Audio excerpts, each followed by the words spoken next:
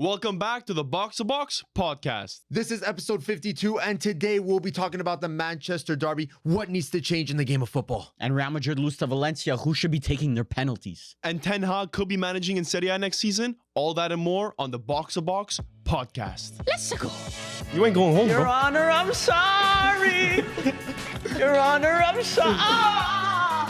Ours are on the pitch. Mbangula starts. Our next Mbangula, bro. She's Egyptian. Game tomorrow, would you rather Saliba or Mbappe? Right? Saliba right now. You wouldn't. Saliba right now. You're sacrificing That face when you lie. That's Saliba right now. Vavar, that intro was cringe. Brother.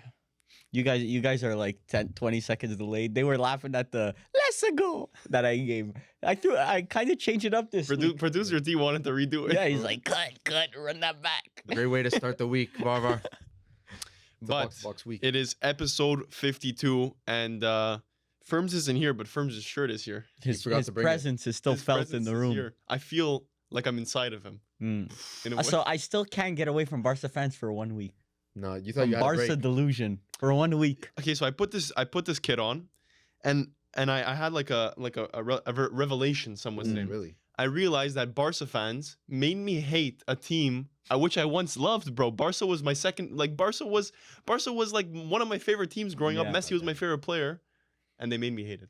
It's a different side of the game that we're exposed to I now. feel uncomfortable in a kit that I should feel at home in. We should fill in the viewers on our pick 'em bet between me, you, and Barbara Bernat. Okay, so Oh, this happened in the wee hours Friday of night. Friday night. We were in the, as we announced like a couple Box2Box weeks ago, the HQ. Box2Box HQ, the office, and Barbara Bernat passed by, and we were talking, and the offer from I'll give you multiple offers, okay? Because some of these bets were kind of crazy. The way this morphed like on the fly was kind of nuts. So me and Bernat have a bet. I think I have Dortmund going through, but I got too good of odds. I couldn't 4-1. I think I got no. It's about Bernat's a couler, by the way. So For yeah, people who big don't know. couler, big Big couler. couler. So I bet $50, and if I I get the haircut's $50 Canadian. So if I win, I get 4 free haircuts. So $200 worth of good. Well, you don't have to out the prices of the haircuts. You could just said it's 4 free haircuts, or you pay double. On your Whatever. haircut. Too late. Barbara Bernat, that's the Box2Box price. And then also if Barca win, I paid double. So you know, it was worth it for my POV. So we'll see. I But got it was a lot. close. It was close to the real odds. Yeah, I got a lot riding on that Dortmund The game. more, and then somehow Pala got involved. I got involved because You guys are betting? Oh, what do you guys think? I haven't bet on any sports thing in a long time, like since Super Bowl. Yeah. That's a long time for me. Stepped It's only away from the February. game. I stepped away from the game. Sometimes it's good to take a dopamine break. Because bro, exactly. then you hit up like a bet like this, bro. Gets the juices flowing. Gets the juices So flowing. we asked Millie, do you want to get involved? He said, Not a betting man. no, That's it. not for Billy me. says that exact line all the Every time, not a betting man. So then basically, Bernat said we should do a pick'em. So pick'em is No, Brandon didn't know what the fucking pick'em was. You said pick'em and Bernard go, huh? okay. So Barca. there's 8 teams left in CL. So each of us picks 2 teams. 2 teams. So we would pick 6 of the 8 teams left, and But Bernard didn't want to Bernat didn't want to do it unless he got Barca. So we let him get the first pick, whatever. Me and Pala flipped heads or tails. He won, so then he got the second pick, and I got the third, fourth. Pala got 5th, and Bernat's last pick. So then put Bernat- it simple, me, Varvar, and Bernat have 2 teams each in the Champions Yeah. League, and the winner takes the whole money pot, Yeah. which We is bet between who- us 3. yeah, Well, whatever. It's still it's more for bragging rights. yeah, than anything. exactly, yeah. And then I have Real Madrid and Arsenal. So if either team Well, win, let's I'm go through the selection process. Oh, So okay. Bernat first overall picked Barca. Barca. Pala picked Real Madrid Second second overall. overall. So then that left me in a bit of a Of a pickle. pickle. Conundrum. I thought, okay, you know, there's Bayern. This was my thought process. Obviously, I'm not gonna pick. I'm not gonna probably pick Aston Villa, and I'm not gonna pick Dortmund. So Yeah. then I was down to Bayern, PSG, And Inter, Arsenal. You guys let us know who you would have picked between those 4 teams in the comments. Third on overall. YouTube. Who's the third? Basically, you're saying who's the third favorite? Yeah. Third best So odds. I picked PSG. as my third best. Understandable. But it And makes then- sense. They're playing Aston Villa. Yeah, So they get an easier way to a semifinal. yeah. And then after these injuries, I know I had Bayern winning in my predictions video that we released a couple of weeks ago on YouTube, but I did pick Inter. So As per, bro. the injuries really swayed me. So you're basically hoping PSG Yeah. beat Real Madrid or Arsenal, Mm-hmm. or Inter to get to somehow a make it. final, or Inter beat Barca, let's say, to get to a final. Yeah. Which like is unlikely, but task. it's okay. It's okay. And then Pala picked Arsenal. As the fifth. Yeah. As the fifth. And Over- then- and then Bernat had 6, right? But Bernat picked Bayern. Yeah. So I think Bernat has a pretty good Yeah. odds just because he has a favorite. Well, Yeah. he has 2 teams on the same side, right? So right now yes, true. So right No. now it's Bayern and Oh Barca yeah, on the same sorry, side. yeah. So I mean, at one point it'll cannibalize, but if you have a Bayern Barca semifinal, then automatically one of your teams makes it, and I think that's a good He has a sacrifice. potential to have 2 teams. He has a potential to have a guaranteed finalist, right? Yeah. Because if both his teams win, Bayern and Barca, Yeah. my problem is Arsenal's playing Real right now, Yeah. but I have a guaranteed semifinalist. I could potentially have both teams in the final. Technically. Yes. Potentially. That's If the PSG, only let's way. say, make And it then we will through not be live and streaming that Inter make final. Yeah, that would Well, be an no, unfortunate PSG final. Inter. We would need to live stream Millie's Inter reaction to But a that potential would be- Inter CL win. Producer T would probably have to come on the podcast on the live stream too. But And we get our boy Producer Steven. T. We get Yeah. Steven in Yeah. here for the PSG. Allez les bleus. can we make an agreement? Producer boy. T reveal if Inter are in the CL final. He'll He's have on to, the live stream with He'll us. have to agree off camera. Yeah. He has to agree. to Nod it. I'm not yes gonna make the or decision for him. disagree no. Yes! Nod. Producer He said T yes. reveal if Inter makes CL CL final on the Okay. live stream. He's already On the- fixing his hair. He's ready. Get that Barber Bernat haircut ready. You already know the drill. Final May 31st. May 31st. Yeah. So it's gonna be entertaining. But I mean, if that happens, then it's worth it. Yeah. Yeah, I don't know. Tall order. Yes. Yes. Very fun though. White Room. Yeah. Yes. We Posted. wanted. Yeah. So we just posted. Would you guys say we're the most proud? Like thus far, this is our favorite White Room that we've released. I would say It's up definitely there. up there. I really like the Barca and Real Mhm. one because The dynamics were. yeah, good. that one really came out good, and the people involved in the video also were like really energetic and Yeah, stuff. So that one, but we just released also one of our favorites. But I would say honestly, even we recorded some last week or 2 weeks Yeah, ago, those was- and those came out really good. Yeah. I Yeah, think. we're So, excited. We're excited for those ones. yeah. So, but these ones we're not going to downplay. This one was also a really good one. The So it's- animations were sick. yeah, and we just Yeah. hit 150K also Yes. on Yeah. YouTube. So We literally hit it while Yeah. while Here. preparing for this podcast. Yeah. I'm just like, guys, we hit 150K. Like, yay. Millie We goes, did it. Let's pop the bottle. I'm like, Pop bro, the bottle. I've never wanted to pop a bottle. Less in my life. but Thank yeah. you guys for 150. It's because Yeah, we're on the I- road to 1 million. So Starts now. yeah, Starts now. But I feel like people from the outside see subscribers as like this very big thing. But I feel like now, honestly, on YouTube, have you guys subscribed to anyone recently? Like, Dude. people don't use the subscribe feature as much. I'm not one that has like my own personal channel that has like a bunch of people that I've subscribed to. It's kind of like my suggestion page Yes. is kind of like who I'm watching. I'm really not like bro, I haven't subbing. subbed to a channel Yeah. in a long time. But that's why I feel like subscribers is kind of like an outdated metric for social media. Like, it's not like Instagram followers or it's not like TikTok followers and stuff. It's where it's actually probably a good sign unfortunately, of growth and stuff. Unfortunately, it It's on still the a on the factor. back end side, it does a lot for you. Yes. It solidifies you, like sponsorships. Like you just seem to be bigger when you have a Yeah, lot more it helps. subscribers. Like, if you just look at a page, it helps a lot to have a high subscriber count. But I don't know. I feel like your average viewership is a more important metric than Yeah. than But like as then a again, creator, from a creator standpoint. And you guys, honestly, I feel like a lot of creators are scared to go into like how they process Yeah. information and stats and stuff. But like, you guys get a back end POV pause of what.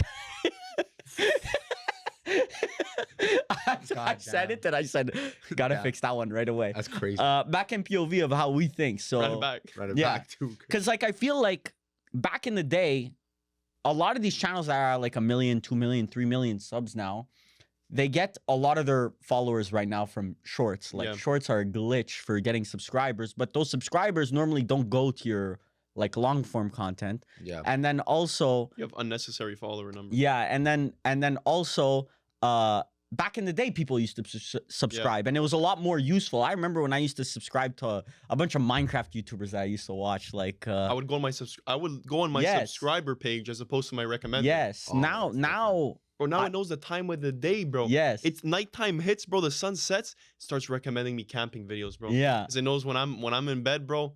I wanna chill out to some guy fishing in the middle of Yeah. Vancouver Island, you know? But yeah.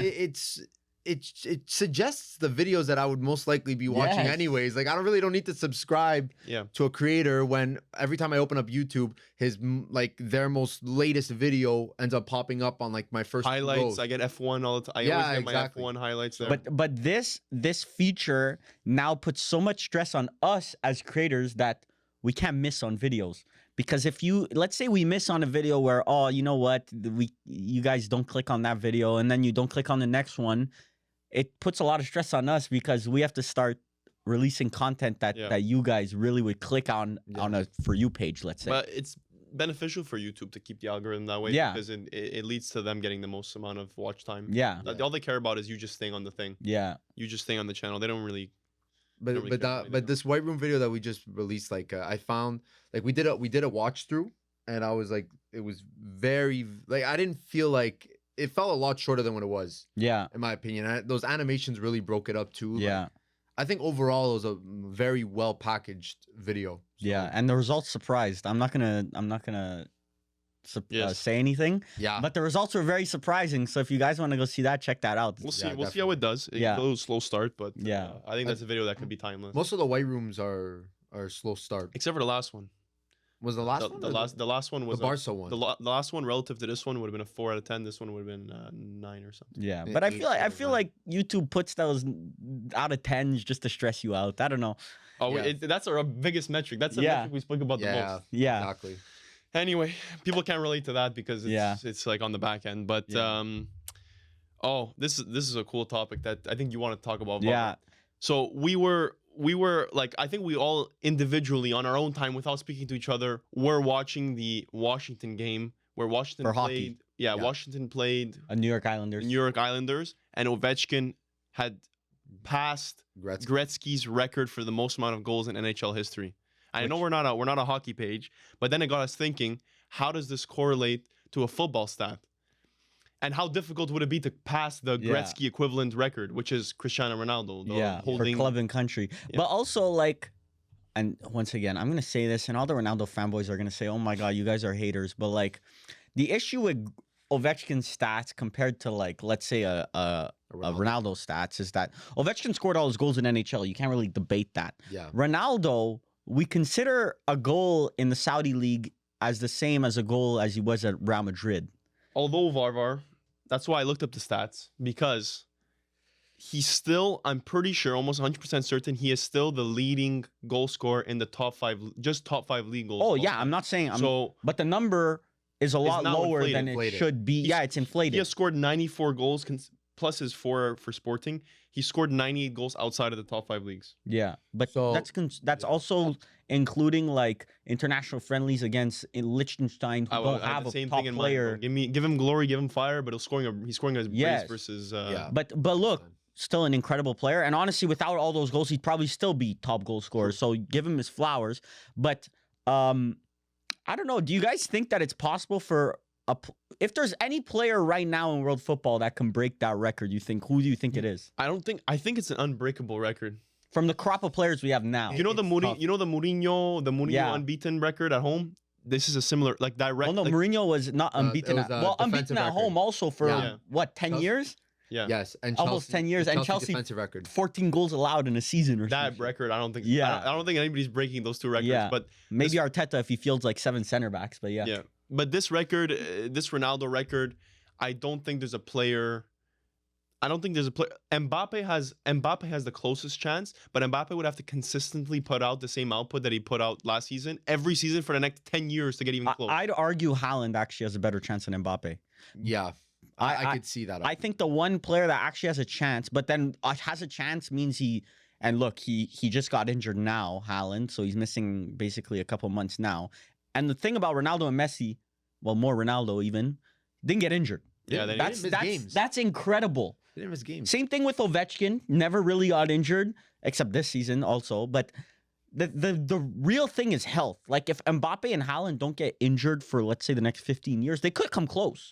But this new football era, they get injured. Yes. They many inevitably games. get injured. There's just too many games. Yeah. And the level, and I think like the game is so refined that like Mbappe has to be on the top of his game, Yeah. or else he can't just chill one game And we're gonna speak about this later, but like Mbappe, Ronaldo would have never given a penalty to Vinicius. that's true.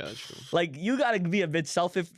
If you're trying to be at those levels, you gotta be a bit selfish. Like if you're trying to reach those, Ronaldo, he didn't get to 900 just by giving away pens. No, those were not all open play goals. Let's just say. Yeah, But, Mr. Penalty shot. But definitely, I really don't think players from our generation. Lamine Yamal, maybe That crossed my mind, but unfortunately, he the only thing positive is that he's starting so young. yeah, But he definitely needs to get like 30, 40 goals a season for 20 years. for the rest of his career, Yeah, pretty much until he's Ibrahimovic age at 37 or whatever. So it's unfortunately it's one of those things Yeah, that I don't. Yamal's about to turn. He's turning 18 in Yeah. July. I don't see it happening. how many goals does he have right now in his career? 20.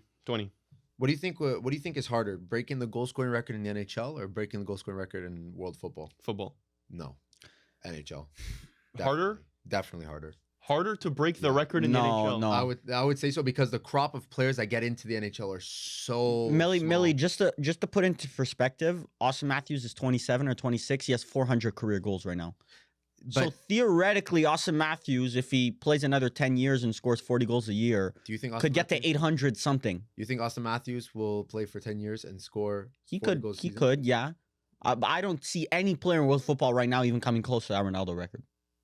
There's so much Messi more- would need to come back to Europe, play another 5 years, and score 60 goals each season. I feel like there's just much more opportunity in world football. It's not easy at all in both Yes. sports. Yeah. But the footballing one is because the footballing world is so like large Yes. that you're talking about a stat that's like it's Yeah. stretched over the whole world, bro, instead of Exactly. just one league. So yeah. There's arguments for both ways, but like I think there will be someone that will beat Ovechkin's record. In our lifetime, I think at one Maybe. point there will be. Yeah. And hockey, the thing about hockey is that I think they will somewhat change the rules to increase goal scoring Possibly. at some point. To defend Millie's point, bro, I'm looking at Ovechkin's stats per season. Forget assists because God knows he's had a lot of them. But like he's put up numerous over 50 goal seasons. Yes. Yeah. Like at least 8 to 10 Yes. 50 goal seasons in his career. Well, think about it. 900 goals is 50 goal seasons for what, 18 years? I mean, he's been in the league since 05. Yeah.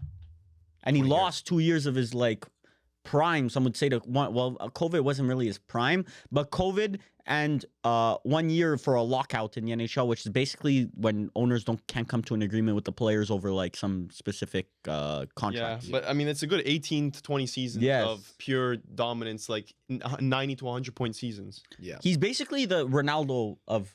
He would. I mean, he's probably not top 5 of all time in hockey, but he's basically Wait, like say that again? Ovechkin's not top 5 in hockey. You're All fucking time. stupid. All time, he's not top 5 in hockey. Ovechkin's bro. brother, Ovechkin is. when We're you're not the getting top into goal this. scorer, We're a Ovechkin's football top 3, podcast. bro. No, he's not. When you're Who the top fuck's 3, ahead of him? He just Wayne beat Gretzky, Sidney Crosby. Ovechkin. say, No. Bro. Bobby Orr. Fuck you, bro. now we're going way. Bobby Orr's About to hit me with a crazy. Maradona, Gordie Howe? bro. Yeah. Go, bro. Yeah, Gordy fucking that's Howe, a bro. Pele situation. Yeah, Bobby but Orr. Pele is better than not Ronaldo. You but never watched. We never watched them, bro. We can't say, Yeah. you can only use what people say about him, bro. bro. Everyone. There's actually videos and stuff of Yeah. Gordie Howe and stuff. So that's Bobby Orr, bro. Bobby. The Superman. Okay, well, we're not gonna start making. Yeah. We're not Gotta gonna get start this, making parallel debates, but yeah, no, that was just interesting to see like the sport comparisons. But I'm sure a lot of people, like Europeans, probably even heard about Ovechkin Yeah, breaking the 100%. record. Yeah. This is a groundbreaking record. Yeah. so- Yeah. It was a record that everyone in hockey basically said, yeah, that's untouchable for 10 years until like Ovechkin started getting close. Yeah. And the whole hockey world just like closed in on that. The last thing I'll say, because I was looking at a picture of myself with my Ovechkin assistant, We were 3 years old when he started playing. assistant captain jersey for Washington, and I was thinking like, in my mind, I was like, oh, I chose the right one. Like I chose the right of Crosby or Ovechkin. Dark side. You 'Cause- joined the dark Because side. growing Yeah. up here in Canada, you kind of had to choose which Yeah. side you were Well, on. Sid the kid. It was like Messi, Ronaldo. But then I was thinking like, Bro, you know what's great about the NHL? Like, there was no wrong side. Yeah. Sidney Crosby, bro, I was an enjoyer of both. Yes. And I got to watch Sidney Crosby lift numerous medal trophies with Yeah. Canada and have great moments. Stanley Cups. And I got to appreciate Ovechkin. Yeah. Where the NHL's honestly a great hockey's a great sport. Because it's more team focused. Yeah. In soccer, it's football. Sorry, it's more like individual focused. They Yeah. try and make stars, so they really try and vilify Ronaldo and Messi against Yeah. each other. When bro, But it's I journalism. just love ball, bro. Just Yeah. let me enjoy Mhm. ball, bro. Just be happy that both Well, are bro, happening at the same time. we villainized everything. Yes. Football. We are a football We are part of the podcast. problem. So how about we start villainizing something? Yeah. Let's get into the Premier League, gentlemen.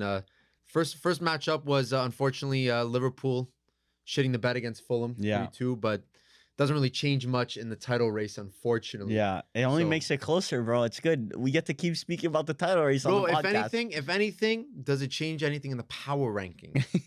that Losing to it Fulham. might, Or but will they get dropped off? Will Liverpool get dropped off? Out Yeah. of top 5 conversations. yeah.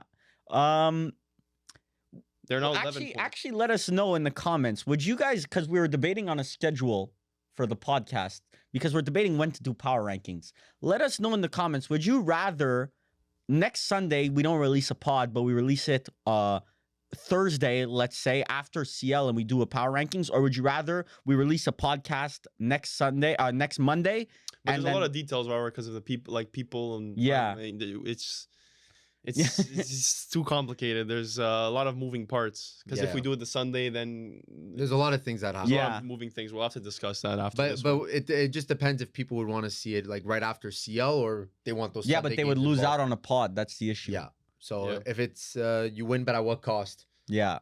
So you let us know. But, But, bro, for Fulham to beat Liverpool, Huge what huge has to goal. happen? Does Fulham have to be great, or does Liverpool have to be? Fulham's a very good team. I don't believe that.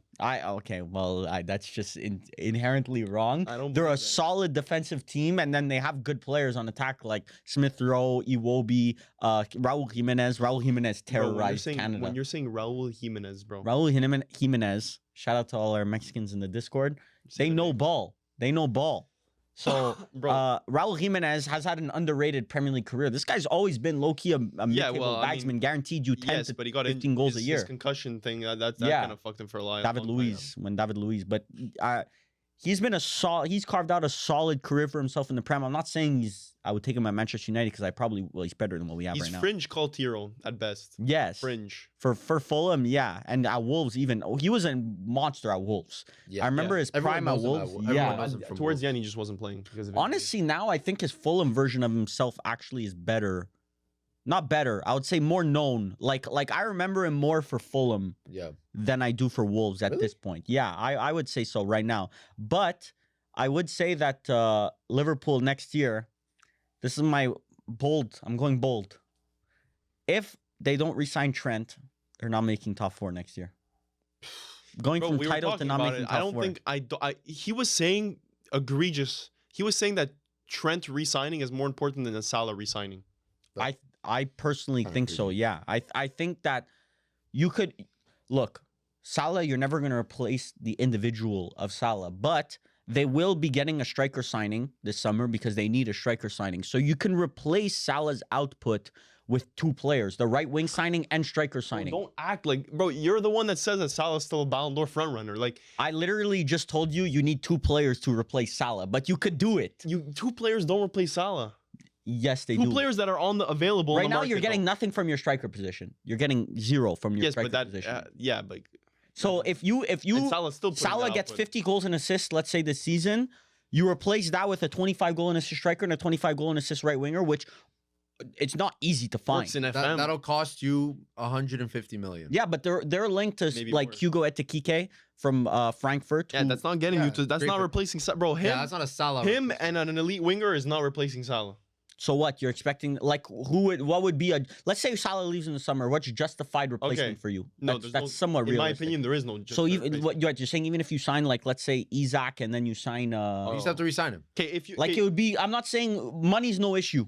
okay, Isak and I want to say something. I want to say like a Xavi Simmons. no better.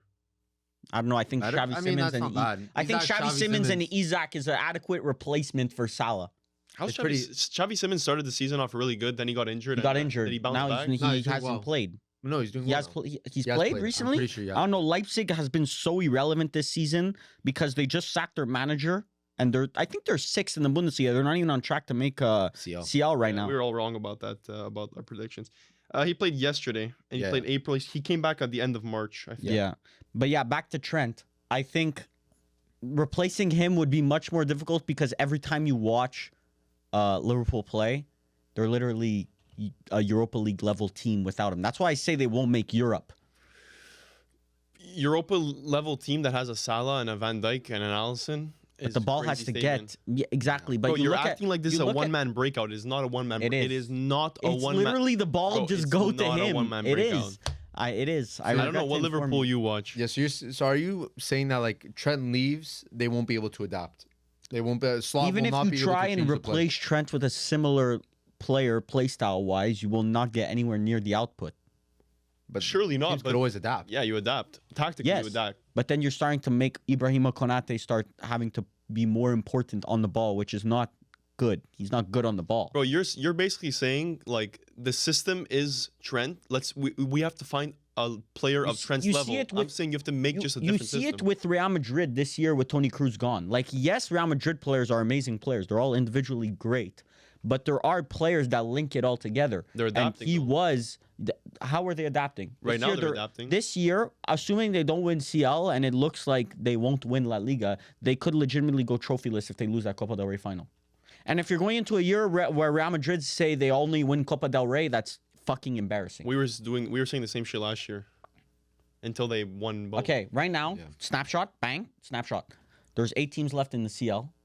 They have let's just say we're being nice to them. They have a 1 out of 6 or 1 out of 5 chance of winning CL. No, but bro, they're not playing the favorite. So They're playing Arsenal, then they have to play, let's say, PSG, and then Barca or Inter or Bayern. That's a very difficult run. And this Real Madrid team has no reason to give you confidence other than the fact that they're Real Madrid. which is still valid to this day. I agree. You're talking to the top Madridista right here. Discord will agree. With me. The comments on every type of video we've had recently has been. Discord agrees with me. I'm They've- top Madridista. They've been saying, the comments have been saying, they don't claim you no more after No, that that's Valverde wrong. show. Work. But you saw it with Toni Kroos. Obvious decrease in level, and Real Madrid are not the top team in Europe anymore. Like Barcelona look, and I said this in my power ranking as well. They look a level above Real Madrid right now. So Listen, bro, you might look funny after this is all said and done. okay, we'll see. But If Trent stays, then we will never know because Trent. But if Trent leaves, that's why Real Madrid is trying to get Trent because Kroos left. He's literally gonna be their Toni Kroos. I don't think that's. I think it's just when the best right back in the world is available, you go get him. I don't think they're even gonna play him at right back. That's my unpopular opinion. that's a hot take right I there, think bro. he's actually gonna Bro, play I a don't think lot more. Ancelotti got that in his I don't bag. even think Ancelotti won't be there, brother. That's gonna be a Xabi Alonso. Use him as like a Grimaldo situation. Xabi Alonso after those rough performances. by Grimaldo Leverkusen. situation is crazy. Crazy work. But yeah, we'll see about that. We said the same thing about Slot in his first season. Oh, there's no way this is gonna work. There's no way this. Brother, is Slot's getting sacked next year also. and we ate our shit. That's a hot take from you. You said that last season. I said what the fuck do you mean? You said Slot was gonna get the first manager sacked, yes.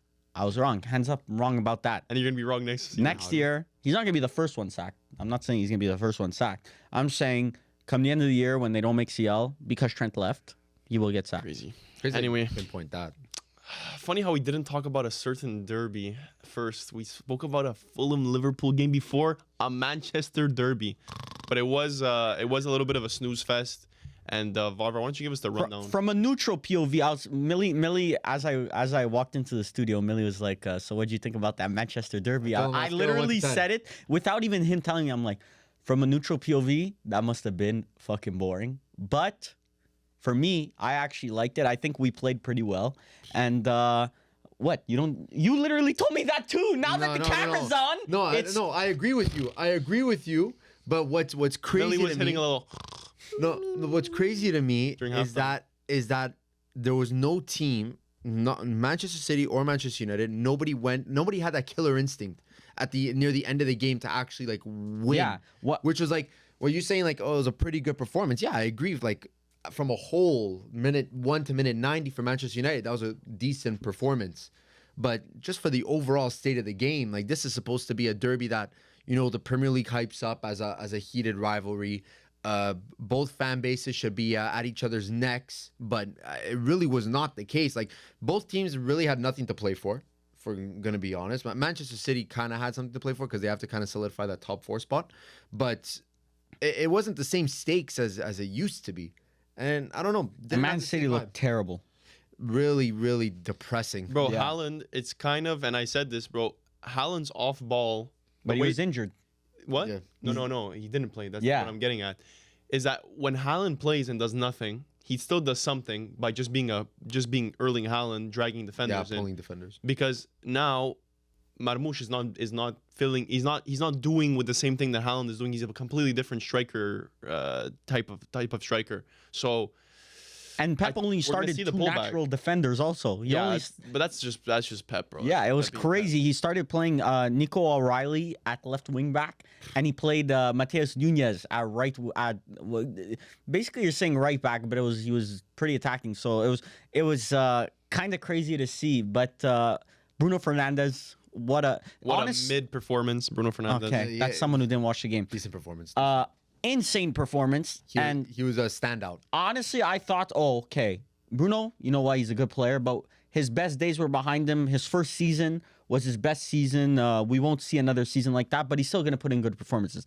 I will comfortably say he's honestly close to at his best level right now that we've seen in the Manchester United kit, Bruno Fernandes. All I've had to hear, bro. That's all I had to hear. Not enough to bring you guys top 10. Sure, but that's because the team is so garbage. We don't. Back then with Ole, we had a Marcus Rashford bagging goals. That year, Martial scored 20 goals. Like there was players back then that we had Pogba. They were contributing. That were contributing. It's literally just pass Bruno the ball and then figure it out. Now you got like Mazraoui and Ugarte, you know. But I'm not getting rage baited. it just didn't have that pull like other derbies did. Yeah, in but the that's past, which but is that a shame. that honestly, we need to bring this up. There's the sport just in general has seen a decrease in entertainment.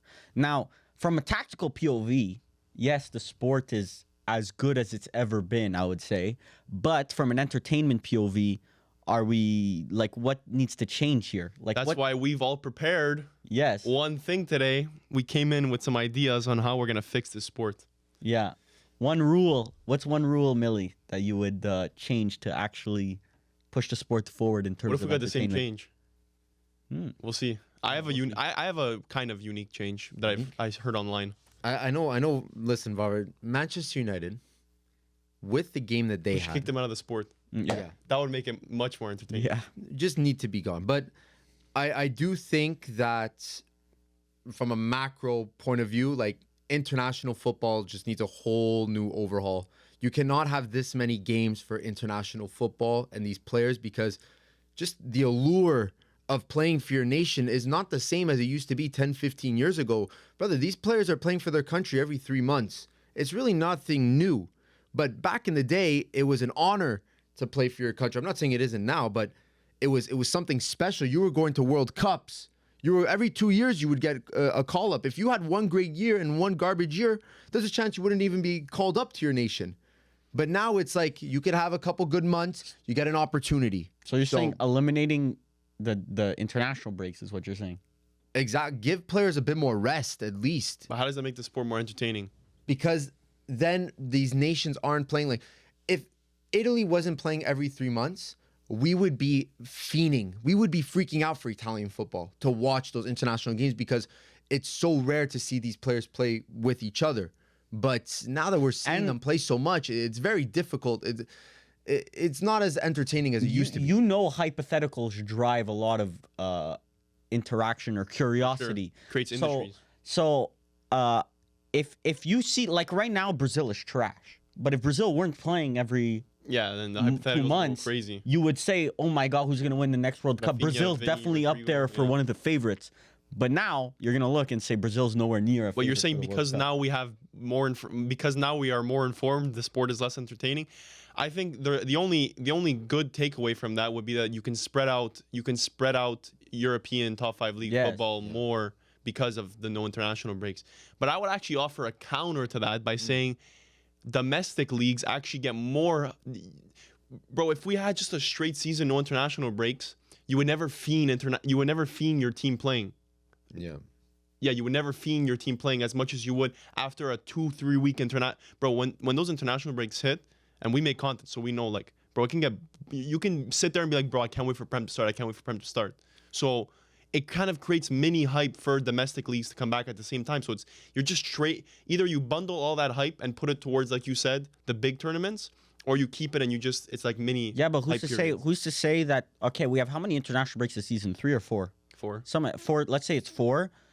What's to say that instead of doing international breaks, you give the players like a week break, let's say like an actual just week break 3 times in a season instead of a 2-week international break 4 times in a season? You can do that too. Yeah, like that. I feel like that would be a more, because bro, like it or not, nowadays managers are so system based because the demands of football are so crazy. Players play 3 times a week. If you're at a top club, players play 3 times a week. So managers are more system focused than they are player focused, maximizing individuals. Players can get injured. Yeah, System. because players get injured so often that systems are always there. So you just pick and place players whenever they're healthy. But you're even seeing players that are opting out to play for their nation because they know that the workload of playing for club and country is a lot for these guys.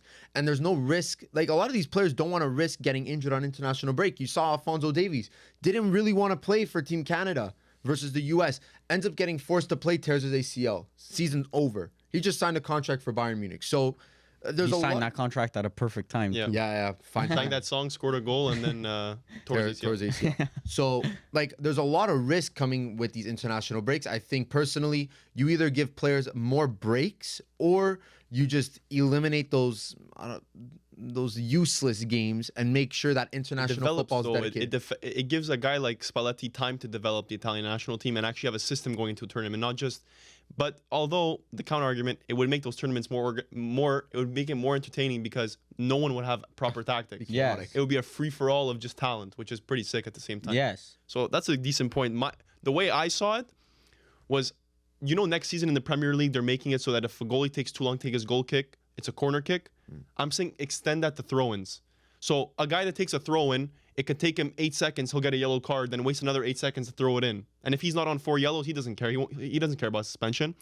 So make it so that the ref can say, oh, you get a yellow card, and the throw goes the other way. So I'm saying time wasting, there should be 90 minutes of football, or as close to 90 minutes of football in a football match, especially in big games and Champions League matches. So getting rid of stuff like yellow cards for throw-ins and goal kicks should be number 1 priority to make the game more entertaining. I think it's a valid point because, bro, you see some goalkeepers take an absurd amount of time. Like, I think Emi Martinez, David Raya actually, takes like 20-something seconds on average to take goal kicks. Like, that's not ridiculous. normal. Yeah. And at the end of the games, you see the goalie, oh, let me just catch this easy catch. Go down. Fall to the floor for 10 seconds. Yeah. Oh, let me get up for another 10 seconds, and then I'll take 10 seconds to make my decision. Let's wave the players up the pitch. Wave the players up the pitch, guys. And then best part, I'm going to drop the ball. Yeah. I'm going to drop it on the floor, and you have to press me for me to kick it. Give more powers to the referees. Because of VAR, they've been alleviated of those calls. The refs need the power to be able to say, bro, I know you caught that, and I know you just lied down on the floor for no reason for 10 seconds. The ref should have that power to give yellows, to give corner kicks, to give throw-ins in the opposite way. I think that's a key factor to get more playing time. But I think the Premier League's implementing that next season. For goal kicks specifically, like, I think if a goalie takes too long, they're going to give a corner, no, Millie? So yeah, I think that's going to speed it up a lot because there is a lot of time wasting, even with injuries and stuff. Like, I think we frown upon it, and I don't know how you guys feel about this, but from an entertainment POV, if a player's down injured and it's not a head injury, I think the team should actually play on. Like, I know they kick the ball out and stuff. Rugby style. It really depends. It depends if it's a severe injury, like if it's a torn ACL, yeah, get that guy medical attention as quick as possible. You can't tell until he gets medical attention. That's the problem. Yeah, but like let's say like he gets hit in the back. Like, let's say there's a header and he gets hit in the back and he's on the floor or some shit. Bro, just play on. I don't know. We shouldn't frown upon it. Like, people, why are you playing on? He's down on the floor injured. Like, bro, get up.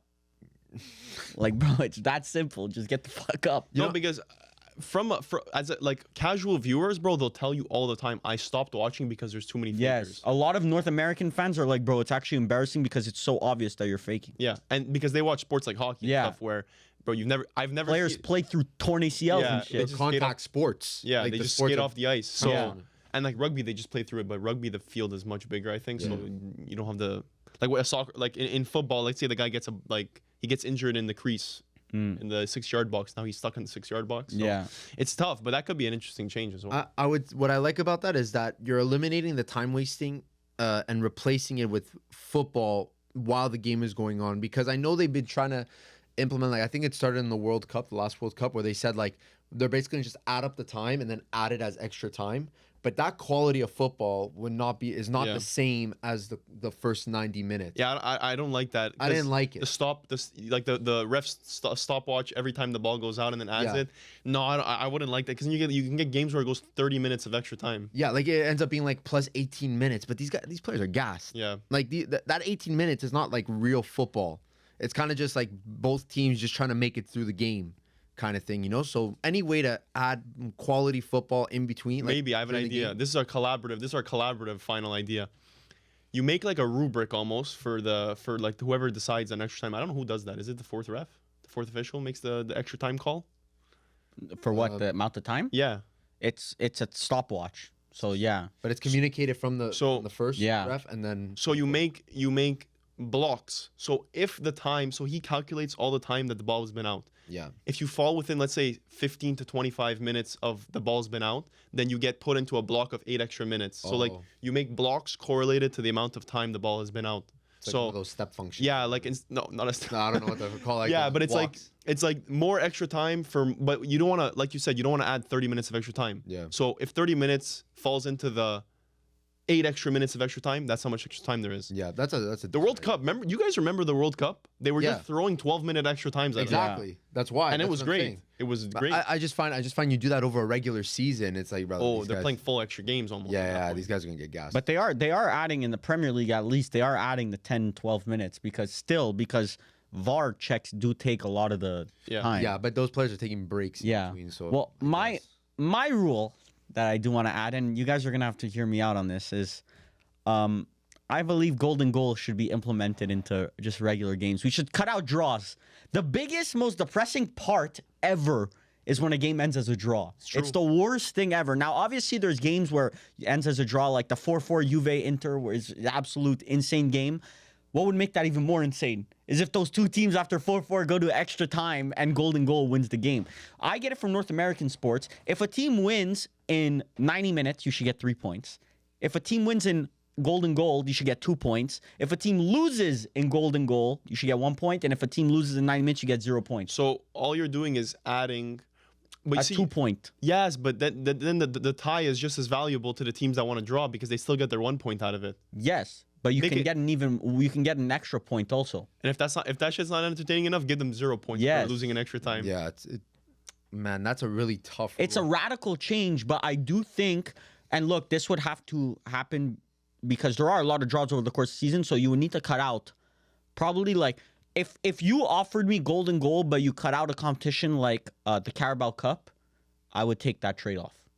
Personally. It gives really like a tournament vibe to the regular Yes. season because it goes into like sudden death kind Yes. of thing. So Well, they I can see the used- positive. They used three points as opposed to 2 to combat the draws. Yeah. Can you also just make it 4 points for a win?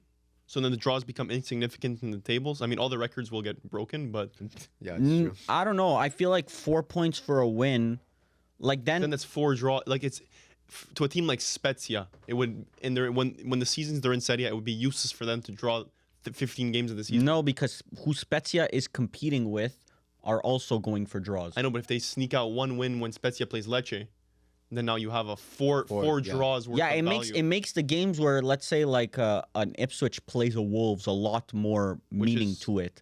But probably good. I don't think from a neutral POV, there's many people watching those Ipswich versus Wolves Yeah. games.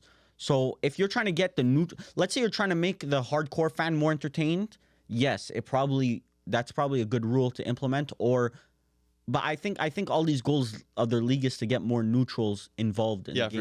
for sure. So I think golden goal would help a lot. And we follow hockey. Hockey has overtime. every game. And when a game goes into overtime, it's, oh shit, let me turn this on. So Exactly. they made it 3-on-3. That's even crazy. Yes. But I'm not saying do that. Like, let's do one step at a time. Like, basically, hockey equivalent would be 7-a-side, basically, I think. Yeah. But Cool, bro. yeah. You move the nets to the side. You pick your 7. Yeah. Imagine Vini in a 7-a-side Yeah. game.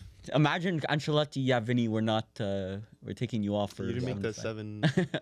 But I think doing that, I think adding golden goal would make it a lot more entertaining. And I think we're gonna get a lot of Yurda wankers in our chat saying Yankees. a proper draw is what we fought for. We need the draws in the game. That's a UA fan right there.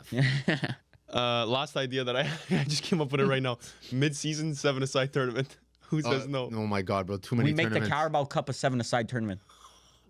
Conversations. Bro, imagine like 7-a-side Champions League. imagine Who says no? top tier managers like top tier managers having to figure out 7-a-side tactics. Bro, I would fiend that shit. My Sunday league 7-a-side. Bro, I got- that'd actually be fun. Christmas tree. You have a guy playing forward the back in a 7-a-side game. Smaller fields. Jose Mourinho. That'd be. That'd be really cool. Yeah, that would be cool. Any other news in the Premier League? Well, Southampton got fucking yeeted out of the Yeah. league. My The on The pace. Saints. Did you see Ivan Juric's quote? He said, "Our goal for the rest of the season is to not be the worst Prem team of all time."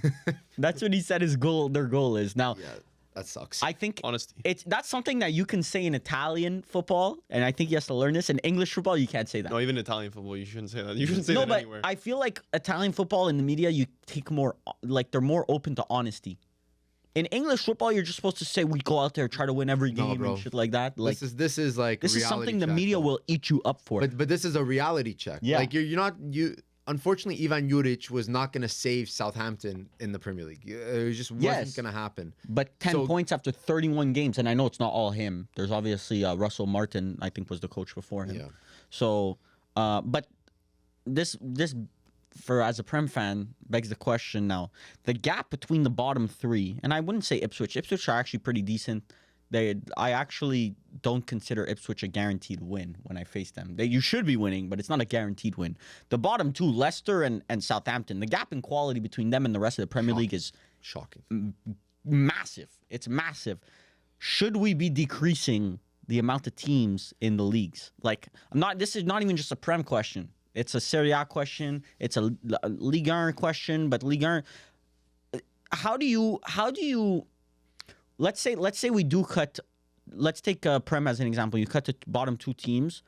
You'll have less quantity, but I don't know. But you'll still have the same issue with quality because you're still promoting 1 or 2 teams from the championship to the Prem. Like that championship quality is just so poor compared to the Premier League. So even if you cut teams, you cut 2 slots, there's still going to be at least 1 slot taken by a Yes, but championship then squad. Wolves will go down. Let's just say in this hypothetical situation, we cut 2 Yeah. teams.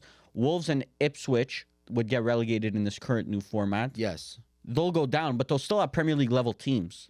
But usually those players, if they get relegated, you see a lot of Yeah, them. Mateus Cunha would leave. Yeah, they'd leave. So you're thinking of like incremental gains as time goes on. Like if a Wolves goes up then down, up and down, up and down, they'll eventually have a decent Premier League level You quality. don't necessarily have to take out teams in the Premier League, but what you could do is decrease from 3 relegation promotions to maybe 2, and one of them being so the top 2 teams in the championship, the first one automatically makes promotion, and the second one has to play 18th place. Yeah, like what they do in the Bundesliga. Yeah. And so 19th place would have to play.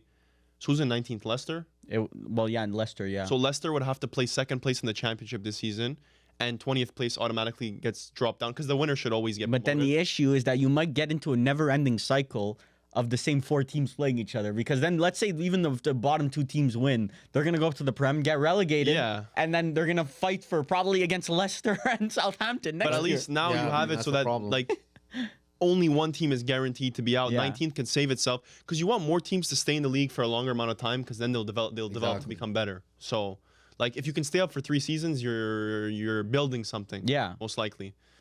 But It just sucks to see a team like Ipswich go down this year because I actually like their players and I like their team. I like their manager. Like, it's not a team that deserves to be. and like it or not, if they get relegated, chances are like players like Liam Delap are gone. Hutchinson's gonna be gone.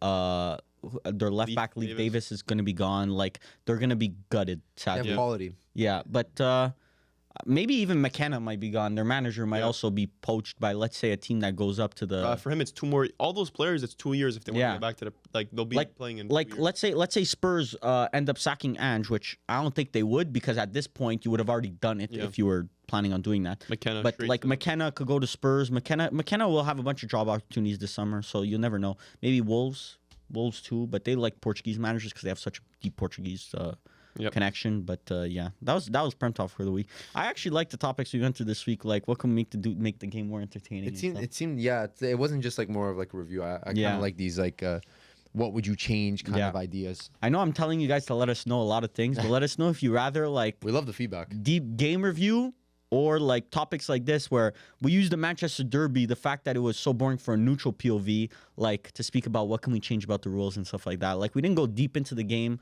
We spoke about Bruno and stuff, but let us know what you would rather.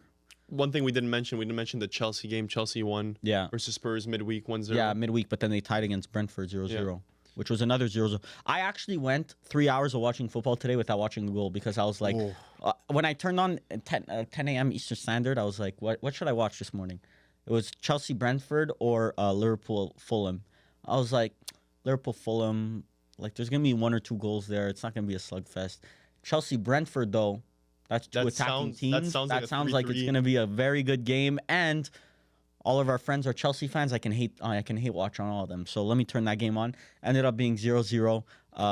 Decent amount of chances. Yeah, Brentford dominated first half. Chelsea dominated second half. So it was a good game, but still 0-0. And then I had to watch it 0-0 also. But if your Crystal team's Palace, did any of you guys catch the Crystal Palace Brighton game? There were 3 red cards in that game. Oh, I saw that. Crystal Palace had two reds. Brighton. yeah, Brighton had a Crystal red. Palace went down to 9 men, which is kind of rare. But they got a result, I'm pretty sure. Could it be? Yeah, they won 2-1. 2-1. Well, to be fair, both 2 red cards were past the 90th. So Me and my friend at the beginning of the year, after watching like the first 5 games, were debating who would finish higher, Fulham or Brighton. What's the table right now? Who's higher? I think it's close because Fulham got 3 8th. points today. Fulham's 8th. Brighton is 9th. Oh my god. Oh, so I'm ahead. I actually had Fulham. 1 point. I had Fulham, and the betting lines disagreed with me. Really? Yeah, the betting lines said that Brighton should finish Did you get higher. odds or you got straight odds? No, I got straight odds. I mean, it's fair. We sound like betting addicts right now. But we're talking about calendar year worth love of the betting. game. Yeah, like Love the me and game. you have a calendar year 1. We do? Yeah, I gotta check on my. We do? I gotta check on my phone. Is it about Juve? Juve make Yes, the Champions I think League? so. Top 4? Something like that? No, I think it's about Juve. Me and you make bets and we forget about them. It but might have been Juve Napoli or Juve Milan. If it's Juve Milan, no, I'm we have a cooked. Manchester United one. That one I'm definitely losing. Yeah, that one you lost. That one you lost. My goodness. But in my mind, I remember you're sending that money straight to firms because I have a bet with firms about Oh, Juve. well, whatever. Now we're I said confusing the I viewers. said Juve's gonna win a the lot. league. Oh, yeah, I think. Oh no, I have Juve will finish higher than Milan. Okay, you're making money then. Oh, you're fucking raking now.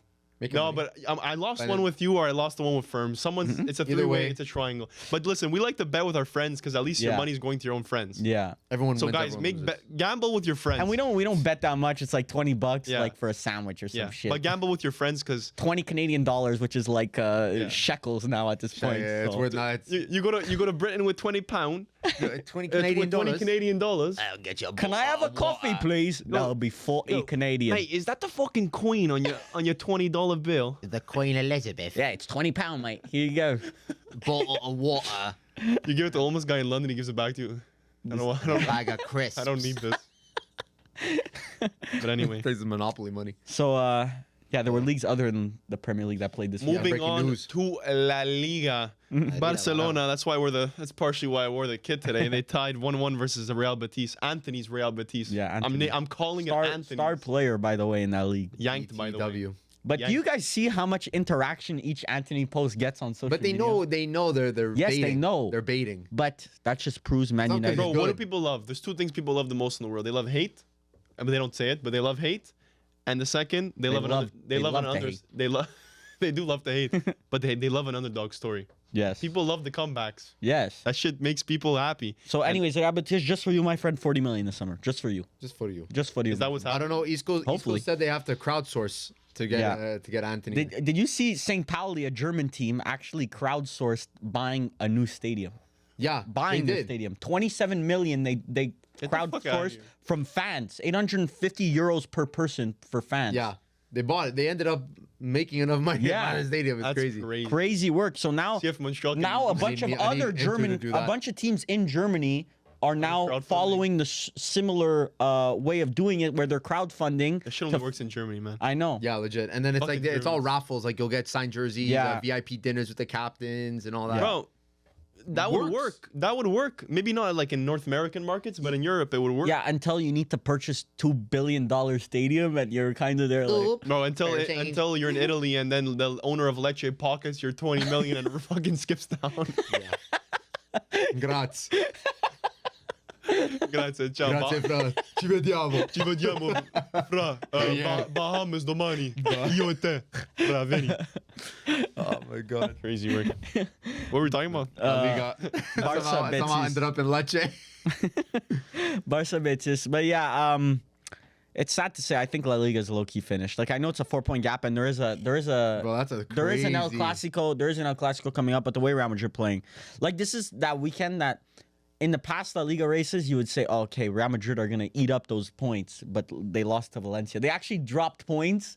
Barca weekend tied, that and they they could've- still lost points on I think it was them. before. No, Real played first. Yeah. But it doesn't matter, bro. You're in a title Yeah. race. Every game should be Especially winning. against Valencia. But Valencia, they actually played well. Real Madrid played well. Like, they dominated that game, but you have to have a killer instinct. I mean, penalty. I agree. There's a penalty in the game.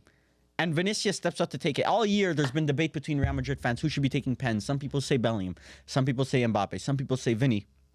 Vini steps up, takes it. Embarrassing penalty miss. Embarrassing. Terrible penalty. And then this starts begging the question. And Ancelotti said it's going to be a mix between all of them. But who should be taking penalties for Real Madrid? I think Mbappe has taken big penalties in his lifetime. There's no reason why he should not be the penalty taker for Real Madrid. I agree. I think he has he missed for Real Madrid thus far? He's scored 6 for 8, I believe, 75%, which is still good. It's all right. It's all right. decent, but if you're the best player in the world, you really shouldn't be missing. There's players that have better penalty records than him, but I also think it comes down to like a confidence standpoint. If you're rotating penalty takers every time, each player is gonna feel like if I miss, I'm losing my spot. So I really think like an Mbappe really needs to be the designated penalty taker in order to really gain his confidence up, and he'll be scoring goals. Simple question. Which player on Real Madrid has taken and scored a World Cup final goal? There we go. Mbappe. All you need to say, bro. Mbappe. Trying to think if there's any other French or Argentine. No, there's none. But that. Vini with Brazil definitely will not be in it. Not being any World Cup final. That is for sure. But Mbappe, I said this earlier in the podcast. He wants to be CR7. CR7 would never allow anyone else to step up and take a penalty. If you want to walk into that Real Madrid dressing room and be the big dog, you never allow anyone to take a penalty other than you. But you don't want to cause internal problems. Vini is still a Ballon d'Or podium from last season. Like you can't just walk in first season and start taking. But balls now from Vini has missed multiple Oh, penalties. Vini, There should be done. no reason for Mbappe not to take the next 20 penalties. I agree. You had your chance. You missed. Oh well, move on. And last shout, Bellingham. I think Bellingham he's always been a poised player. I've seen him take penalties. He has good technique. Bellingham is a backup to Mbappe in my opinion. But the list is long. It's the list. Yeah, I don't know what that sounds like. There was a crazy sound. We ain't upstairs. gonna act like that sound just happened. Somebody's crumbling in the ceiling. But yeah, I'd say Mbappe, Bellingham, Vini's. I don't even know if Vini's third. Oh, that's crazy. Bro, you missed 2 in a row. You missed 2 No, in a row. that's hater shit. That's crazy hater shit. By the way, did you guys Let's see go. Rodrigo 1 goal, 1 assist in his last 18? Yeah, how many minutes in the last 18? Anyways, let's put him in the Ballon d'Or short list. Yeah, let's put Valverde at 26. You see, that's why I'm hated in Madridistas, because I'm the only one that actually like uses my brain. Shed when the I light see- on. Yeah. Like Rodrigo doesn't deserve to be anywhere near a Ballon d'Or shortlist. Let's be real here. Well, Valverde doesn't. You said he didn't, so I had him in my Ballon d'Or shortlist. I just had No, him you didn't. lower than other Real you Madrid. him at fans. 26. That's in a Real Madrid. That's a That's long in a Ballon d'Or list, shortlist. Short list is 20. Long No, list. short list is 30. There's Yeah. 30 spots for Ballon d'Or. I didn't He's see still, the video, he's bro. still getting that graphic, bro. When it's posted, he's still getting that graphic. Nuh-uh. Somehow getting a black and white graphic. Yeah. Somehow. Because of me, because I put him like 7. Exactly. I'm the Madridista apparently. But I don't know. It was a very off week for La Liga, man. With Yeah. Real Madrid losing, and then Barca Betis. Really didn't seem like there was one team that really took the reins for the La Liga title race. Atletico ended up winning though 2-1, but and catching ground. I mean, it's a far ground, but they did end up.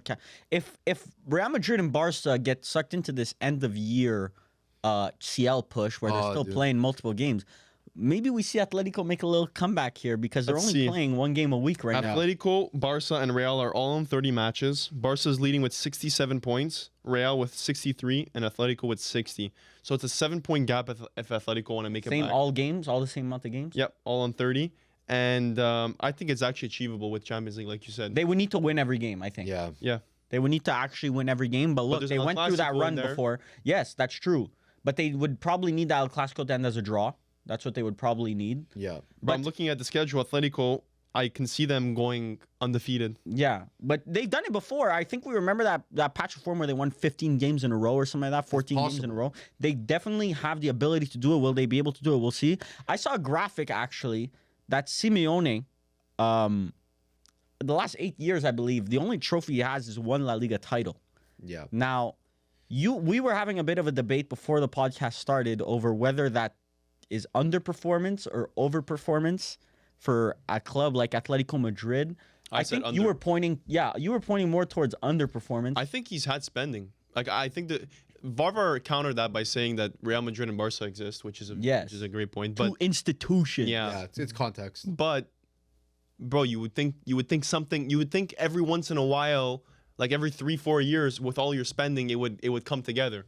They've spent how much did they spend on João Felix? 115, 100. Like, More than that. yeah, No, I it's thought it was 100. 130. No, I'll check. I thought it was But all regardless, crazy like that. there was backing. Like this summer, the summer that just passed, Atletico got a good new batch of players. Brother, they spent all kinds. So yeah, Sorloth, Julian Alvarez, those are both expensive signings. Well, Gallagher there too. So Yeah, plus like wages, like they they have a spent. serious wage bill. They Yeah, spent- and I think 126 million euros. exactly. So like, I really think they were coming into this season with the intent of at least winning a trophy, and Simeone has always been backed.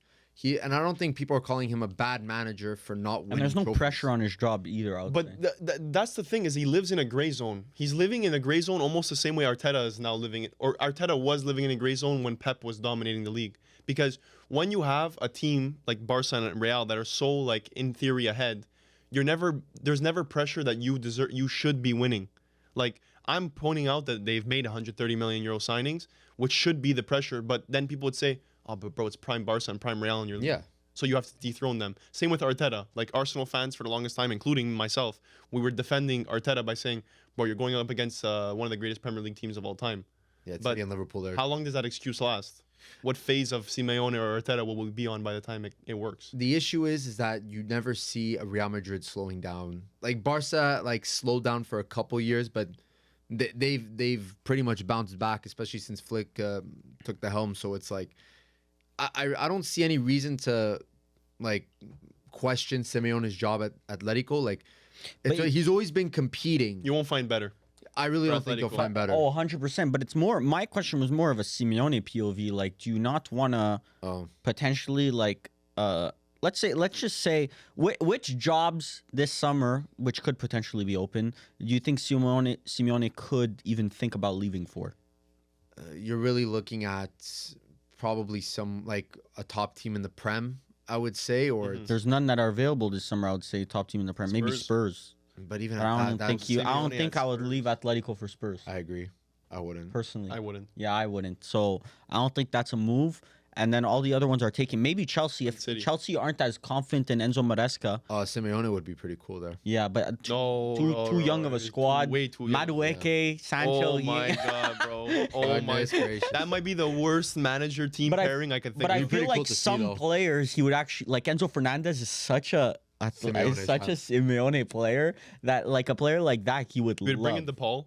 Yeah, bring the ball. Cucurella is such a Simeone player. It's not even Bring funny. half the Argentine team and you're fine. Yeah, It'll be okay. Nicholas Jackson. I feel like he'd love Yeah, Nicholas he would love Jackson. Nicholas Jackson. He would use So, him like, well. it's but you stuff like ruin that. all your wingers. Yeah, Pedro Neto. I feel like he'd love. It's all like Cole Palmer, he Yeah.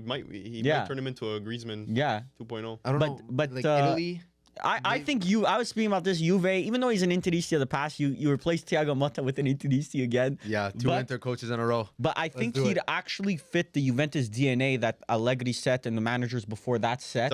It's a modern day take on the Conte, ideology. Yeah. Allegri. Like if you let's say Conte says I don't want to join or whatever, I think Simeone is a good like plan B. It's better. generals. It's better than who would you say is right now the most realistic going into next season as your manager? No fucking clue, bro. Conte. Because the board originally had listen, I wasn't in the fucking meeting before Valverde. You saying, how do you know that? But apparently the board vetoed Conte, and then Gentoli like he used the counter veto. Your vetoes don't. He matter. had his counter veto card. Yeah, he had No the reverse. reverse, and he said, "Guys, we should reconsider Conte this summer." And I think now they're considering Conte, but Who else could? De Zerbi maybe, but like No, but like I'd rather Simeone. I would rather Simeone too. I think Semedo his does not CV's leave better. Madrid. He doesn't leave Atletico. I don't think this summer, but I think there are some longer term. Like let's say he wouldn't fit German football though. Well, But the Juve, bro. let's say company doesn't work out at Bayern or something like that. cool. But he doesn't fit German football. Like it doesn't Fits fit. too much of a Atletico fucking transition. Madrid, bro. He's been Yeah. there since 2011. He fits Italy, and I could Yeah. argue some teams in England, but Italy. Yeah. Yeah. I don't see him going anywhere else in Spain.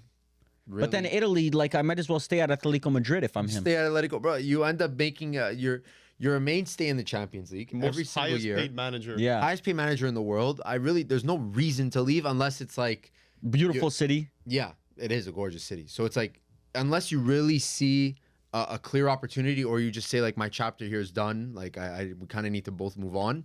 Then yeah, but yeah. So right now I think Atletico is where he stays. Yeah. For next year. And So- you guys thought we weren't gonna cover City out 1 week. You guys fucking thought. Because Spurs ain't in the room. Rip the Don't- shirt off this guy. Don't mean we won't be talking about it, because this was a dumpster fire of a weekend. So Both talking Milan about all teams. those draw rules, we got 3 draws. We have Inter drawing to Parma 2-2. Milan with it was a late equalizer, I'm pretty sure, versus Fiorentina. Like if we include the golden goal, this turns a shit weekend into an amazing weekend. 3 great golden Yes. goals. Yes, I Yeah. agree. Like this would have turned. Imagine Parma beats Inter in golden goal. Imagine Like that Inter would have just been wins. crazy. Wait, Imagine but Inter just I wins. actually have a new problem. So what happens when Juventus and Lazio have a 250 minute and they're still at 0-0? No, you would stop it at one point and go to pens. Oh, that I don't know about. That's fucking crazy. Yeah, but that's like Because, bro, you can't make. Bro, imagine McKennie's fat ass trying to run for the 170 minutes. Bro, new idea. Every 5 minutes, take a player off the pitch. new sub. You'd get like a fresh set of subs. What in happens extra when time. it turns into a 1v1 between Tati Castellanos and Vlahovic? You make says sure that no? doesn't happen, bro. You make sure that does not hapen. Game's gone if that happens. Bro, every 5 unfortunately. minutes, by the 20th minute, you're at 7, 8. Yeah, It 7 starts guys. playing the Squid Game. Do me now, do me now. And it shows the players that get eliminated. And you randomize it, and they have red things on their chest. So you just like. Turns red. And then He's look on a up- breakaway. Vlahovic is on a breakaway. Do me now. And then red light. He has Gone. to stop. That's crazy. Gone. Put some RNG in football. That's how you make that shit more exciting. Put some random random number PK's already generation. has that for Kings League planned Yeah, out. Kings League's about to go crazy with this. Crazy. Kings League has Squid Games game week 27 already planned out. Crazy. I've But yet yeah. to watch a Kings League match. But yeah, Serie, unfortunately, like Inter choking. We were up 2-0. Drop. You guys are up 2-0. We're up 2-0. Holy shit! And We're I about to lose think- to Bayern. And this is I think this is a result of Inzaghi just saying, first half, literally just try to get as many goals as you can. We could have been up by 3 or 4 goals in the first half. It was just poor chance, poor finishing. And we were up 2-0. And Inzaghi said, okay, well, now we have to rest. So Bastoni off, DiMarco off, He did do that. Çalhanoğlu off. Inzaghi is not scared to do that shit. Not scared, He's done but it he, so much he doesn't this learn. season. He doesn't learn. He does it every time. Every time we take Bastoni off, we end up drawing or losing. It's a proven formula. Take off Bastoni, you end up in a negative result. That must be frustrating. Parma's a Very relegation frustrating. team, no? No, is Parma in relegation? I think they're near. But I think if Napoli win against Bologna tomorrow, today from day of posting, Yeah, they have posting. I think they're 1 point behind you guys, no? It's possible. Yeah, it could have been 6 points. Yeah. No, so 4 points, no? If they win, they're on 67. And we'd be at 68, I believe. 71. Well, no, you guys are on. You guys have one more game played. Yeah, so you'll be if Napoli wins, they're 1 point behind you. Oh, about it. Napoli and Inter, their next game is both Bologna. Yeah. So So that Bologna's fourth right now, so they got a couple big games. this was one of those games that you needed. So to win. Millie, I'll give you this hypothetical situation. I love your hypothetical situations, Barbara. So let's say, okay, you guys beat Bayern and then you beat Barca. You make a CL final, and let's say you play PSG or Real Madrid, but you end up losing. But you playing those extra CL games costed you the title. Do you take the CL final with no Scudetto or no? Yeah, but I know the result of the CL final. Like You I know, know we're like gonna you, lose. you let's say you lose the Scudetto, but then you also end up losing in the CL final. Would you have been happy for that trade-off? That's exactly what happened with our CL final season. Yeah. You consider it a success back then, but now I think the team went in with higher expectations this Yeah, year. you'd want to win a Scudetto. Like I wouldn't be disappointed. You still made a CL final. Bro, that's like Julius Caesar. That's like Julius Caesar not conquering Rome and then going to conquer the fucking Mediterranean. You know, No, like because he conquered nothing. They're conquering nothing right now. no, that's what I'm saying. You It gotta depends. It you depends. gotta If conquer Coppa the Italia, Scudetto before you go to Champions League. Coppa Italia, I know we don't want to hype up those mini trophies or But whatever. we are not doing that. But we're still in That power Coppa ranking Italia. right before that power ranking after CL final where they lose and they don't win out the Scudetto, they might not even they might not even make top 10. That's crazy work. Check. That's crazy work. Trophy list interseason Yeah, is that would- possible, still possible. That'd be really unfortunate. But yeah, AC Milan will be the only team with a trophy Yeah. this season. I can't believe. Speak for yourself. Europa League. Okay. Still waiting, bro. Juventus is gonna win the Scudetto. Yeah. Yeah. But Those are totally equivalent situations. overall, Inzaghi just needed to do a better You didn't job. answer my fucking question. What was the question? This guy's trying to skate no, around I it. said it wouldn't be a disappointment. Like I'd be content with it. Grade It your would suck. season.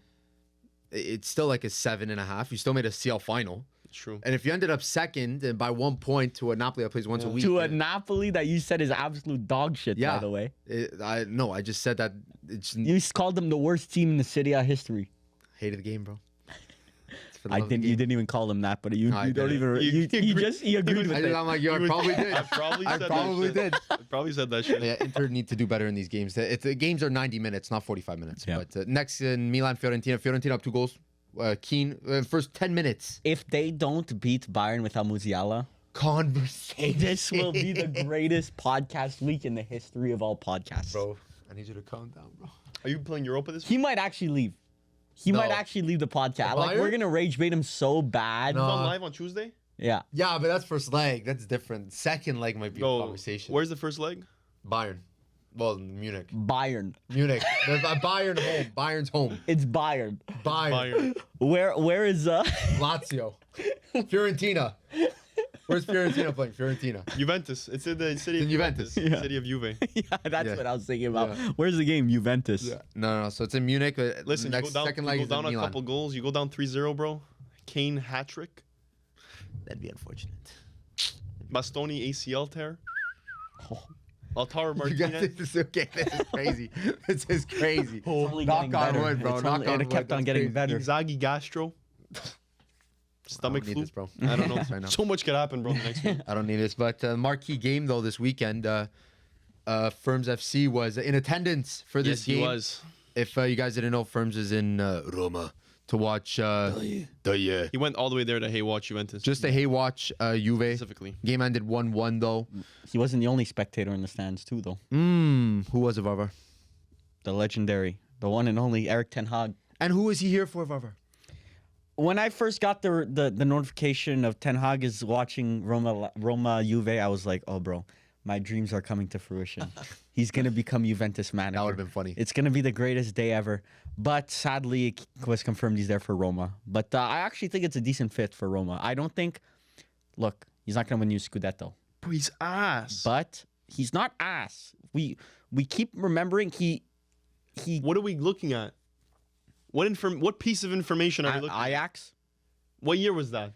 You're telling me you think Roma can actually do better than Ten Hag right now?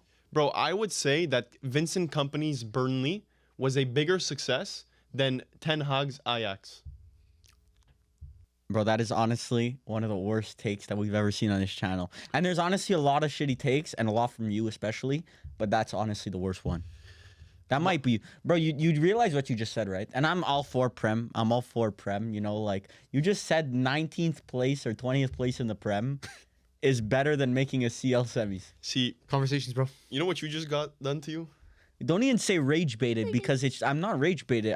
I'm perplexed at how stupid that take was. He just wanted to get I'm your not reaction, though. mad. It was a litmus test. Honestly, 20th place in the Prem is I maybe would double better than down. CL semis. Enzo Maresca's Leicester, What?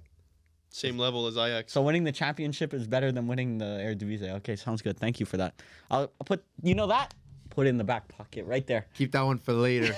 It's quantum. It's Bro, it's just stats. quantifiable, bro. It's quantum mechanics. It's Easy piece, lemon squeezy, bro. it's on the same level. But looking at Ten Hag, he's actually worked in two monster football markets where like there's a lot of pressure on managers. What's the first Ajax. market? Ajax is a monster football market. They might not Globally be renowned. like they might not be, but Monster in the thing, bro. city, Sully. bro, Ajax are a monster within the city institution. Bro, I'm big in Montreal too, bro. Okay, but Big in the it's city. like being let's say Montreal Canadiens Bro, GM. Ajax is not a big job. Come on, let's not fucking get ourselves. Oh, Ajax it's is a big not a job. big job. It's a big Ajax job. Look, is listen. not a Ajax is a Bayern. big It's job. not a Bayern. it's an easier job. It's Who's managing- easy Billy, job, but who's it's a managing big Ajax job. right now? Oof, I don't remember. Italian manager. I Exactly. don't remember. What, the Tedesco? No. No, I don't remember. Farioli. Farioli's Yeah. managing Ajax. And he's I gotta catch leading up on he's my leading Ajax them to ball. the title. Gotta catch up on my Ajax ball. I just remember PSV leading at one point. But Millie can tell me who the fuck's managing. I can. Don't put me on the 15th in the spot. Prem, probably. 15th in the Prem Not like Tottenham. is no. Yes. Tottenham 16th. Really? Yeah. I believe 15th in the Prem is like Brentford or some shit. Like Millie can tell you who's managing Everton. I can. So Millie, who is it? Sean Dyche. No. You're You missed him off. You're Missed one an update. manager. You missed You're an one update. manager One off. manager Yeah, off. he hasn't updated the Prem I haven't update updated my yet. FootMob update yet. His FootMob mind update- hasn't updated yet. He's FootMob still update on hasn't happened yet. Refresh. West Ham sacked. Who did West Ham Scottish sack? manager. Used to coach Man United. I don't remember. Oh, Moyes. Yes. Okay. And then went to Everton. Yes. And they're actually playing well now. So shout out to David Moyes doing a good job. But yeah, so he's I wouldn't say conquered. He conquered Ajax. Was honestly their best manager since I would say they won the CLs those years. And Cruyff. Manchester United, although he was let's just not sugarcoat it, he was horrible. But So he's 1 for 2. yes, but he has worked in monster media markets. Now Roma is a job with a lot of pressure. I wouldn't say Failed at the one chance at having a big job. But I think Manchester United is like one of those, like, black hole yeah, it's jobs. exactly under the past Ole, owners. Ole, Under the past owners. bro. And like, Ole right now is monster, by the way, for Besiktas. Yeah. Monster doing a monster job, by the way. So let's shout out Ole. I always knew was you it, had it was on. it in you. Ole? Was it Fenerbahce versus Besiktas that there was a record amount of red cards? No, I think it was Galatasaray. Oh, that was the Fenerbahce. That's right, that was Fenerbahce. That's the one that was the Mourinho derby, yeah. pulled his nose. Oh, Yeah. yeah, 13 red cards or some shit. That was You see, That's Mourinho prime does Turkish some football. shit like that just to stay relevant. No, that's him, bro. He's him, bro. They ended He's up the main losing character. 2-1. Yeah, they lost. It was actually a decently close game, though. They lost. Considering though. Galatasaray is a super team They compared lost, to every other Turkish. And by the way, did you guys see Victor Osimhen, your star boy of Serie A, on his way to Saudi, supposedly? Go for it, bro. David he was going to go to Saudi David from Napoli Ornstein anyway. said I speak. all the executives in the Premier League are pretty sure that Osimhen's going to Saudi. All his, bro. I don't You know. think I didn't know Napoli that cares? Saudi was. I didn't know Juventus was not playing in the Saudi league, bro. Bro, you guys are not getting Osimhen. That Get is this not out of your... You're going to take your Jonathan David and you're going to enjoy it. Give me odds, bro. Yeah, Apparently, Inter offered a contract to Jonathan David. yeah. 10 fucking beans and Here's your third option striker These Oh, yeah, beans bro. have the potential to to grow into a big tree. they're sprout. magic beans. We You have could the all- potential. I mean, you could go to Juve for 10 mil a season, or Or we can hear give me you out. these magical beans that could Ooh. potentially... potential beans and Champions And League. Marata's telling you this Ooh. while looking in both directions, and none of them are at you. Looking at you and your agent at the same time, bro. But yeah, Ten Hag, I actually think he would be a good fit for Roma. I don't know how many times we need to circle back to this answer, but I think he'd actually be a good fit, and he's good at bringing young players through, which I think Roma need right now. You can criticize Ten Hag all you want, but he is a good youth manager. So I do think Good They youth should- manager. they You got should- fucking youth. no, Roma is a hub for youth. Zealy and fucking. Calafiori went through Roma. He just didn't develop there because they always prioritized other players instead of I him. guess. Well, wasn't Mourinho coaching when he was there? Yeah.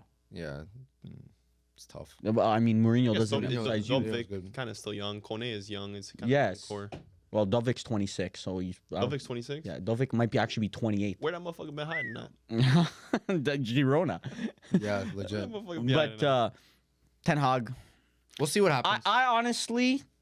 Why are you defending him, bro? I would want to see him at his next job because Manchester United Oh, is a black hole for certainly. players and it's a black hole for was a black hole for managers and players. So I'm not counting you out. Or we get free content if that happens. Yeah, We now like get look to at watch- Anthony. yeah. Look at Anthony right now. Serie A might actually get more views, bro. Just because Ten Hag's Oh. there. He'd be Oh, the yeah. most viewed manager in the league. Would you say? Would you say in global scale, like right now, who's a bigger manager? And I'm not even bringing Inzaghi into this. He's not bigger than Ten Hag right now. Conte or Ten Hag right now? You think? Ten Hag gets more views. I But honestly for his agree. for the first 10, 15 games, then nobody's fucking watching. Like once the results are bad. Yeah. Like, unfortunately, it's not like a Manchester United like results are bad. You're still kind of watching. Yes. Like this is like a Roma. You're If a they're Man U doing fan. bad, it's kind of The- just like How okay. long will the Man U fan watch Ten Hag at Roma for? How many games? If it's good football, I would actually tune in to a decent amount of games Why? because I'm actually interested Curious? in seeing why the fuck he's playing so good. But the issue with appointing Ten Hag Roma is that this goes for anyone who's appointing Ten Hag. His rep right now is so bad that Yeah. if he starts off at a bad 10, 15 games, the pressures might get Well, so big. Roma loves to sack managers, so Yes. it's gonna be just another one. Yeah. I feel like if he starts off bad, it might get really toxic really quick. But I guess I did not like Ten Hag. If I was a Man United fan, I wouldn't have liked him. the issue was he. So arrogant. And this is going to be the same thing in Italy. He doesn't speak the language, so he's not going to be able to properly speak Bro, that's to the an media. issue. That's I a big agree. issue. I agree. Dutch manager in Italy, the language barrier. If don't he do doesn't well. if he doesn't speak Italian, Dutch players do well in Italy, Yeah. or did do well in Italy. But as a manager, I'm not sure. Frank de Boer, Yeah.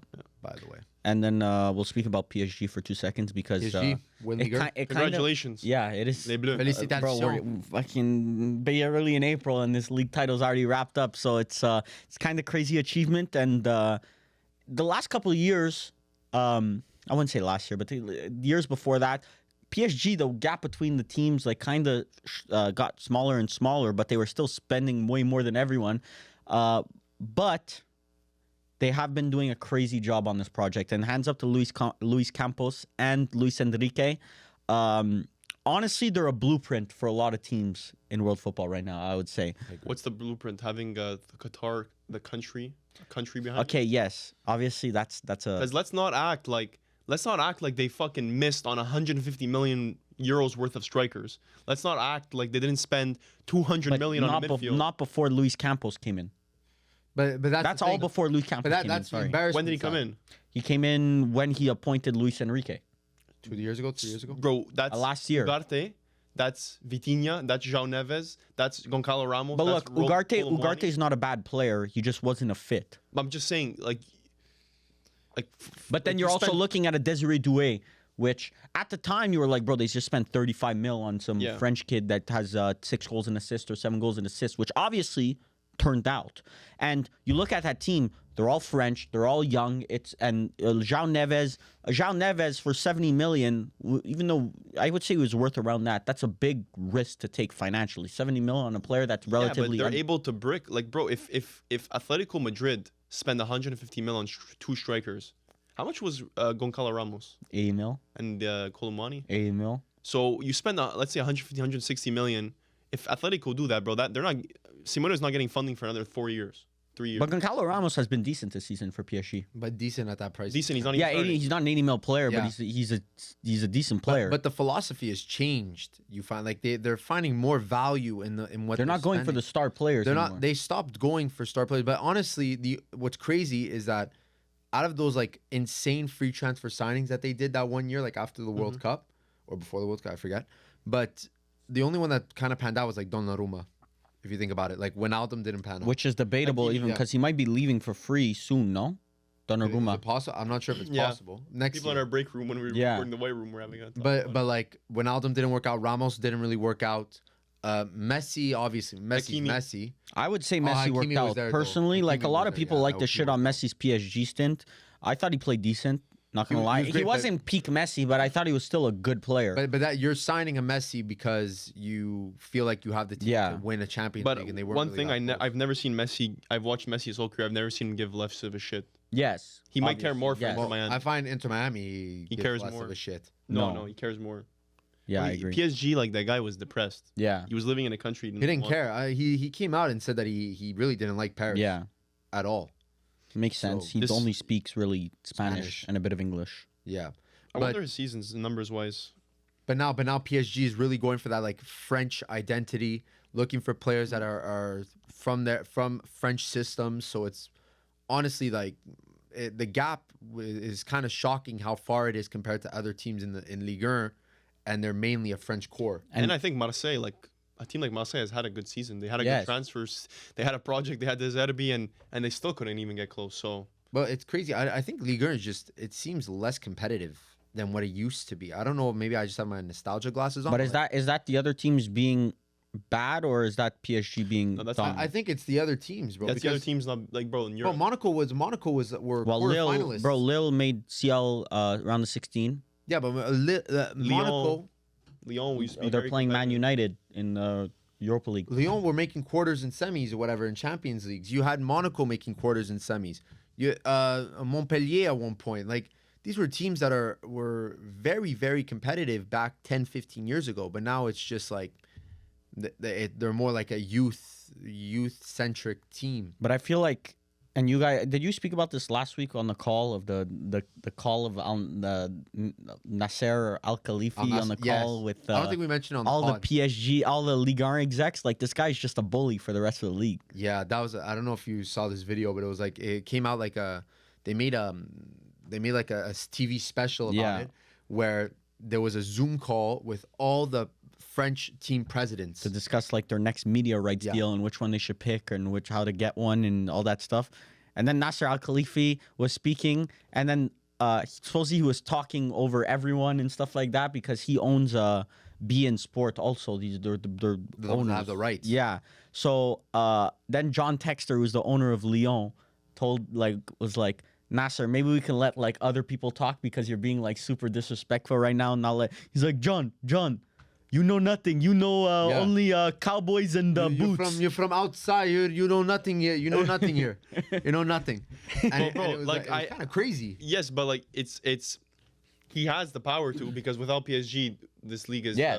Yes. I think the Portuguese league It- jumps into that spot. Yeah, it would probably be around the level of Even the Turkish league jumps into that spot before them. Dutch league. It would probably Yeah. be around Dutch league. Or a Portuguese league.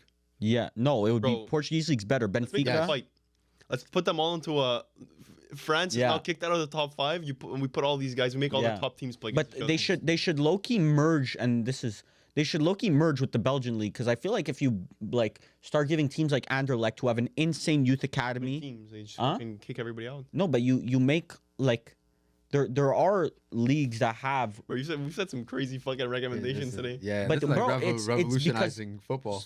Merge, sport- just merge 2 countries' leagues. Just, Austria and Germany. Bro, yeah, Cardiff put 'em Cardiff together. plays in the English Football League. They're from Wales. Like some teams Bro, get literally, I can throw a rock at Wales what the fuck? from mainland England. Bro. Yeah. What's this slander for Wales?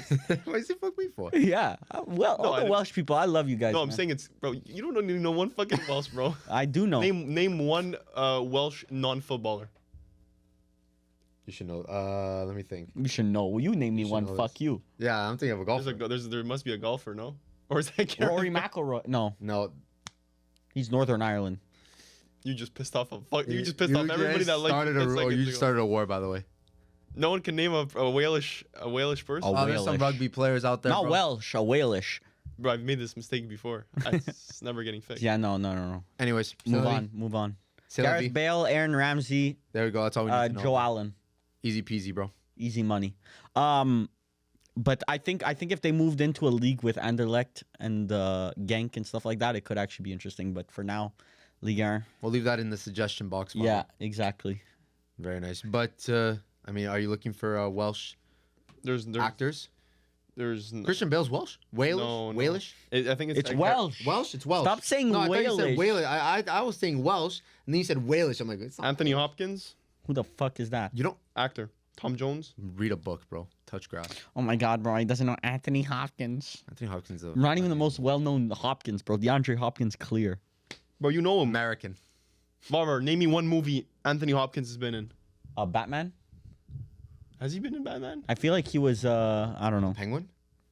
Bro, fuck do I know, bro? That's, Who gives a fuck? Danny DeVito. Silence of the Lambs. Hannibal Lecter. Oh, he was Hannibal Lecter? Yeah. Good He's movie. also in Transformers, by the way. Good. No one gives a Transformers. He's been in a lot of them. But yeah, that was episode 52. I think Yeah. we closed up here. And I mean, shit, just three of us, so we've been doing a lot of talking. Yeah, a lot of yapping. But Holy actually, yap. wait. We're about to do Champions League preview on Patreon. Yeah, because so if you- we didn't forget Champions League is this week. We're gonna be doing the Patreon CL preview. So we did our original predictions on YouTube. You can go check that out, and then we're gonna give our more updated, like down to the T predictions, and on Patreon, and you guys can check that out if you want. See where we put Inter, gentlemen. But everyone, thank you for watching, and we'll see you guys next week. Yeah, peace out. Ciao.